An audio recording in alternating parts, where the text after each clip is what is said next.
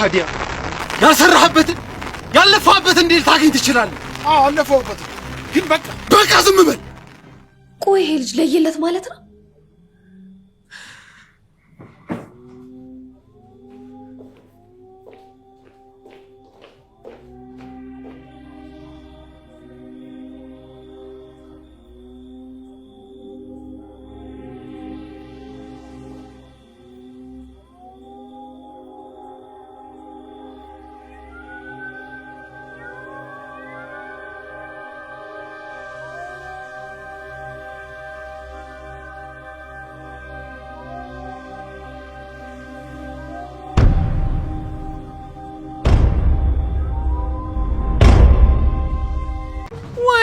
ሜርሲ ተበላሽ ዛሬ። ሜሊክን አሁን ተከታትለው ከመጡ እኮ በቃ እዚህ መያዜ ነው።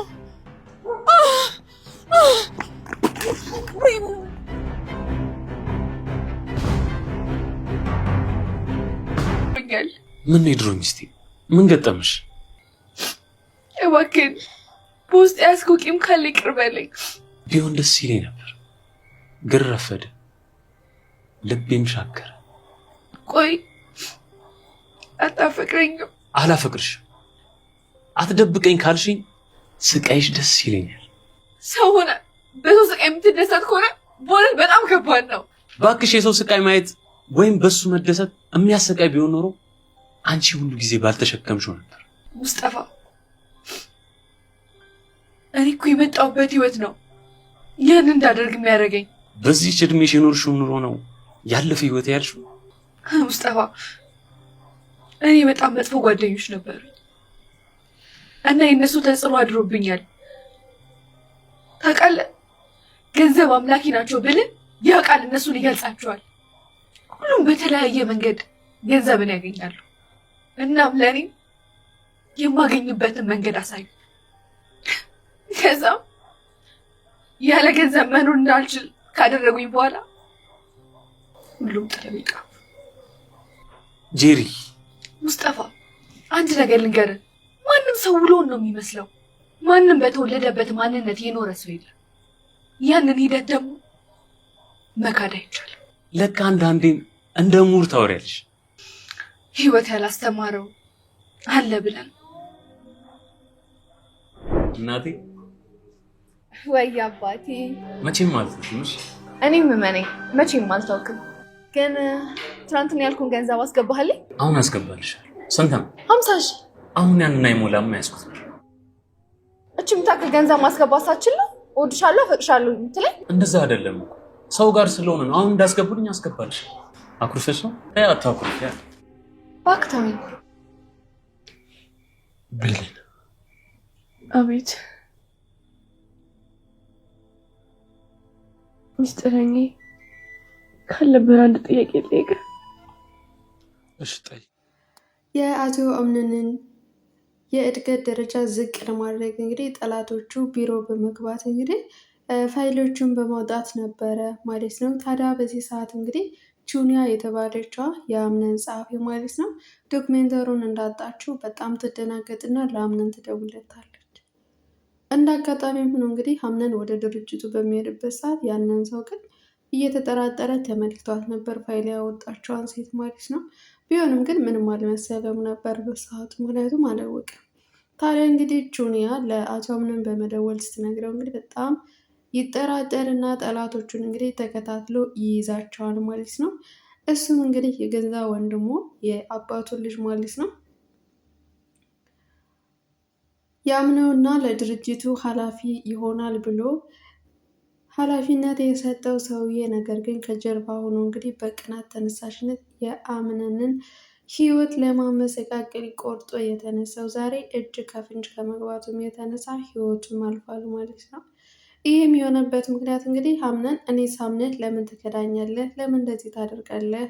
ቢለውም አንተ እያለ ሁሉ ነገር አለ፣ እኔ ግን ምንም ነገር የለኝም። በእርግጥ እኔ የምኖረው በጉልበት እንጂ በገንዘብ አይደለም። አንተ ደግሞ ሁሉ ነገር አለ፣ ከኔ የተሻልክ ኑሮ እየኖርክ ነው በዚህ ቀን ነው። ስለዚህ ምን ማድረግ ነበርብኝ? እንዳትፈርድብኝ፣ ልትረዳ ሞክር ቢለውም አምነን ግን ያለምንም ማመነታት እንግዲህ በጥይት ብሎ እንግዲህ ጭንቅላቱን ገሉታል ማለት ነው። ታዲያ ከዚህ ሁሉ ሴራ ደግሞ በጀርባ የነበረችዋ ወይዘሮ ሾካካ መርሲ ነበረች ማለት ነው።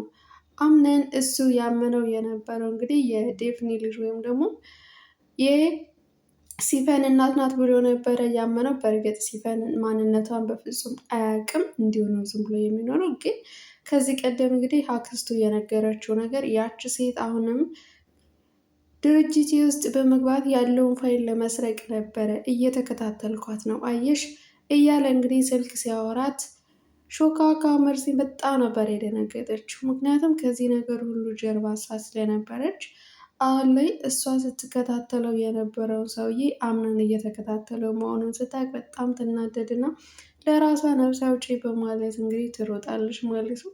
ለዛውም ሩጫም እየወደቀች እየተነሳች ነበረ። ታዲያ በጣም በሚያሰግ ትርኢት እንግዲህ ጨርሰዋለች ማለት ነው።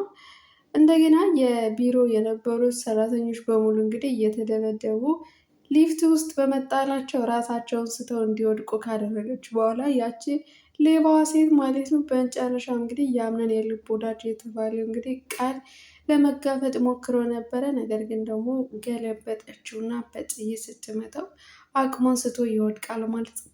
ቢያንስ እንኳን ማንነቷን ቢያውቅ ጥሩ ነበረ። ነገር ግን ማንነቷን አላወቀም።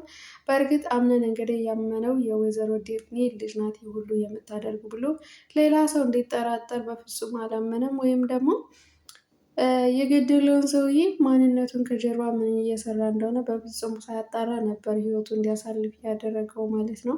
በዚህም እንግዲህ የአቶ አምነን የቤተሰቡ ችግር አንድ እርምጃ እንግዲህ ችግር ወደ መጋፈጥ ወይ ደግሞ በማንነታቸው ባልታወቁ ሰዎች ከጀርባ ሆኖ መጎዳት የሚለው በቀጣይ የምናይ ይሆናል። ሌላው እንግዲህ ሲፈን ይህ ሁሉ ጉዷን ከጀርባዋ ደብቃ እሷ ግን በነፃነት የእናቷን በቀል እያጣጠመች ትገኛለች ማለት ነው። ከቤቱ ጸጥ ያለች የማትናገር ሴት ብትሆንም በሁሉም ዘንድ ደግሞ ጸጥ ያለች ናት። ነገር ግን ደግሞ ያሰበችውን በሙሉ አንድ ባንድ ለቅማ ጨርሳለች ማለት ነው። አሁን ላይ እንግዲህ ከዚህ ምስጢር ጀርባ የነበረችዋት ሾካካ መርሲ ነበረች። ቢሆንም መርሲ ደግሞ ይህንን ጉዷን እንዳትናገርባት ስትል አስጠንቅቃት ነበረ። ታዲያ ነገሩን ሁሉ ለአምነን በመናገሯ እንግዲህ ጉሮሯዋን ትይዛታለች ማለት ነው። ሾካካ መርሲ የራሷን ህይወት ለማዳን እኔ መኖር የምፈልግ ብዙ አላማና እቅድ ያለኝ ሴት ነኝ፣ እባክሽን በእጅሽ ሰበብ እንዳልሆንብኝ ስትላት አንቺ ምን አቅም አለሽና ነው? ለየትኛው ኑሮች ነው ሰዎችን ከመጣል ውጭ ከጀርባ ሆነሽ ከመጉዳት ምንም አላማም ሰውም አይደለሽም በማለት እንግዲህ ጉሮሯዋን ይዛት ነበረ ማለት ነው ሲፈን። መጨረሻም እንግዲህ ሾካካ መርሲ አማራጭ ስለሌላት አንድ ሴራ ትጠነስስና አይምሮዋን በሙሉ ትበርዛታለች ማለት ነው።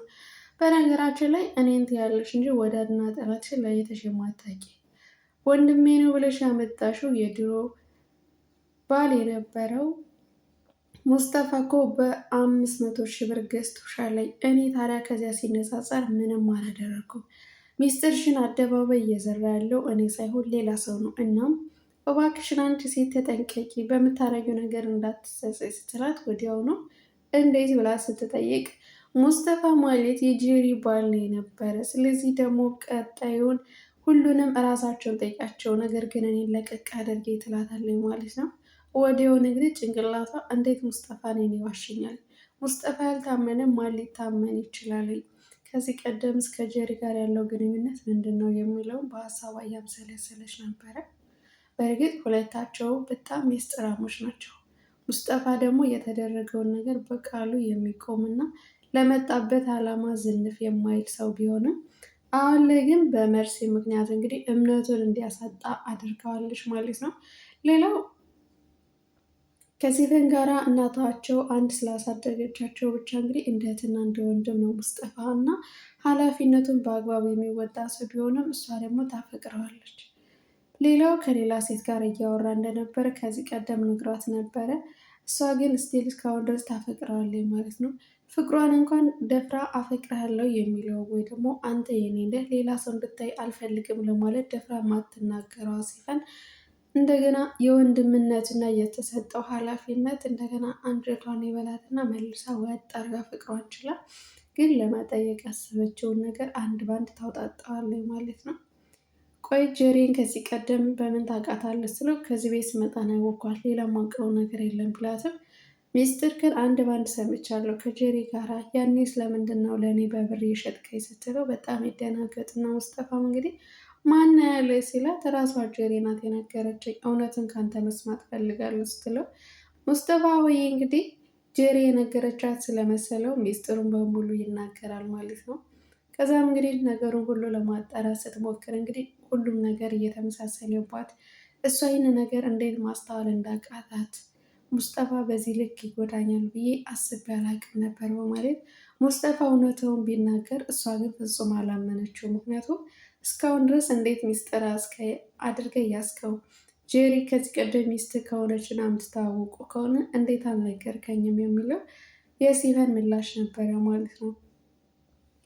በሌላ በኩል ጄሪ ፔሬንን ስታያት በጣም ትናደድና ይህን ቤት ለቀሽ ውጭልኝ ወይም ደግሞ ገንዘብ ሰጥሽና ከምትሄጂበት ሂጂልኝ፣ ላይሽ አልፈልግም፣ ሸክም ሆነሽኛል፣ ለባሌም ጊዜም እየሰጠሽው አይደለም፣ እባክሽን እኔ ከባሌ ስር አትልከስከሽ በማለት እንግዲህ ፔሪ ላይ በማየት ስትጮህባት እንዳጋጣሚ ነው እንግዲህ አቶ አምነን ይገባና ይሰማቸዋል ማለት ነው።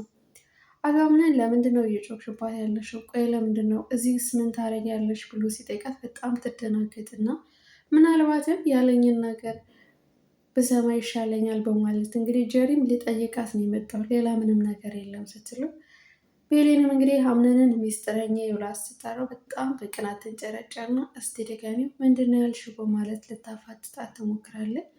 አምነንም እንግዲህ ጀሪን አመናጭቆ በማስወጣት ድጋሚ እንድትናገራት አልፈልግም፣ እሷ ታማሚ ናት፣ ልትረዳት ይገባል፣ ገባሽ በማለት እንግዲህ ጀሪ ሚስቱ ሆና ሳለ እንግዲህ ከዛ ቤት ደግሞ አስወጥቷታል ማለት ነው። ፔሌን ይቺ ልጅ ማናት? እህት ናት ወይስ ደግሞ ሌላ ነገር ግንኙነት አላችሁ? በእርግጥ ያለፈውን ነገር ባላስታውስም አሁን ለሚፈጠረው ነገር ግን አላስብም ማለት አይደለም። ስለዚህ እውነትም ሸክሞኝባችሁ እንደሆነ እርግጠኛ ነኝ በማለት ለራሷ ጭንቀት ይዛትና ለአምነን ስትነግረው አምነንም በፍጹም አንቺ ሸክም አይደለሽም፣ አንቺ ማሰብ ያለብሽ ስለ ራስሽ መዳንና ቁመሽ መሄድሽን ብቻ ነው ማወቅ ያለብሽ በማለት እንግዲህ ሁሌም አብራው እንደሚሆን ንጹህ አየር ስትጋራ የሚሰማትን ስሜት አምነንም እንደሚሰማው እንግዲህ እየነግራትና እሷም ፈገግ በማለት ነገሮችን ለመርሳት ትሞክራለች ማለት ነው። ሙስጠፋ ጄሪን ያሳለፈችውን ነገር እንዴት ትናገራለች በማለት ሊያፋጥጣት ይሄዳል። ቢሆንም ግን ጄሪ እያነፈረቀች ነበረ የጠበቀችው። ሙስጠፋ ያልጠበቀው ነገር ፍቅረኛዬ ባልሽ አናደደሽ አይደል? ያ ደግሞ ደካማ ጎንሽ ነው በማለት ሊያናደዳት ይሞክራለች። ማንም ሰው መጥፎ ሆኖ የተፈጠረ ሰው የለም። ነገሮች ናቸው መጥፎ እንዲሆኑ ያደረገኝ። እኔ ማንም ደግሞ ሊረዳኝ አልቻለም። እኔ ከልጅነቴ ጀምሮ ጓደኞቼ ባለየ ስለነበሩ እኔ ባለየ ሆንኩ እንጂ ታውቃለህ፣ ማንም ሰው ደግሞ እንደዚህ ሆኖ አልነበረም። ህይወት ናት እንደዚህ ያደረገች በማለት ታለቅሳለች።